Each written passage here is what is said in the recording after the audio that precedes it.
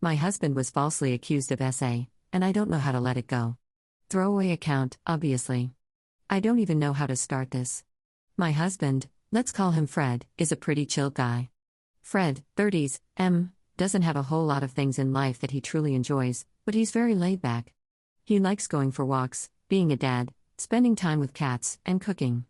He gets along with pretty much everyone. He's a very sweet man.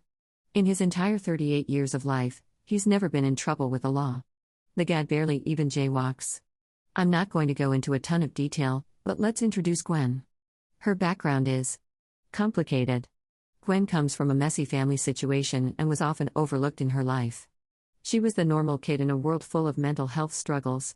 I put normal in quotes because she is anything but. Gwen is fully on a path of self-destruction, and both my husband and I stepped in to help, heavily. When her mother didn't want to deal with her anymore, she was about 13 or 14 at the time, she was sent to live with a relative. From then on, she was always at our house. We treated her like our second child. We listened to her, helped her through relationships and school, and tried to give her a safe place to just be a kid. But it got weird, quickly. She wanted to be in our bed, to hold hands, and generally to be way too close. We backed off considerably and tried to put boundaries in place. Evidently, those boundaries weren't strong enough. She often told us that her relative was never around, that she was getting depressed, and that she wanted to harm herself. Conversations, especially through text, started getting awkward and uncomfortable. Some of them I even brought up with her mother.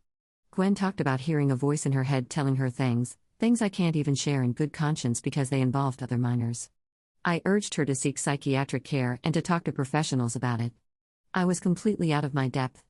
She later admitted that she did a lot of things for attention, that she was saying or pretending things were happening, or that she couldn't tell if what she was experiencing was real or not. Then she started making comments that her brain was telling her sexual things were happening between her and my husband when they weren't.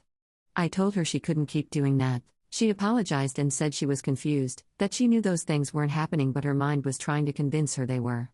For example, this would be over something as innocent as a hug in our kitchen, publicly, or him watching a movie with her in the living room, again, publicly. We started spending much less time with her at our house. When she was there, she would try to text my husband and hang out with her alone. It felt like she was trying to trap him. He always said no or didn't respond. He's not stupid. Then the night came. At the time, she was 16. It had been months since she'd last been at our house, but we eventually relented and said she could spend the night. It ended up being 2 nights. The first night was fine, we hung out, played games, and chatted. She asked if she could stay a second night, and we said sure. But she was acting off. I can't really explain it, something just felt wrong. She talked to me about some trouble she was having with her boyfriend. Later, our roommate, my husband, and Gwen went to the living room to watch a movie. The next morning, she left very early without saying anything. A few hours later, our lives were shattered for the next 2 years with court cases. She was caught lying on the stand multiple times.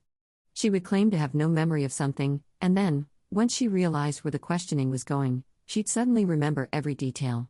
She was called out on it more than once. There were also times when she'd deny certain details, until the texts were shown to prove otherwise. It was a complete waste of everyone's time.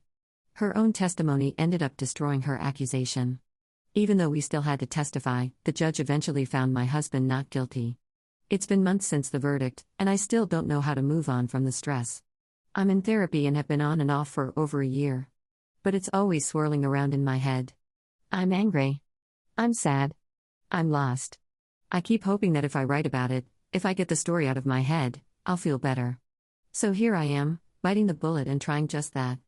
I know I'll never fully understand why she did it. Was the attention worth all this?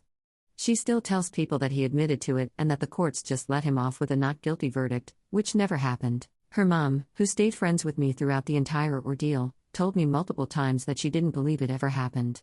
She'd say, "I know her. I know my kid." Then she'd turn around and change her story again. Maybe she had been lying to me the whole time too, I have no idea. I know I'll never get the answers I want. I know I need to learn to let it go. But I'm just so lost. I gave everything I had to be there for Gwen, and I can't understand why she would turn around and do this to us. Anyway, I'm hoping that writing this helps me feel a little better, helps me finally let it go. I just don't know what else to do.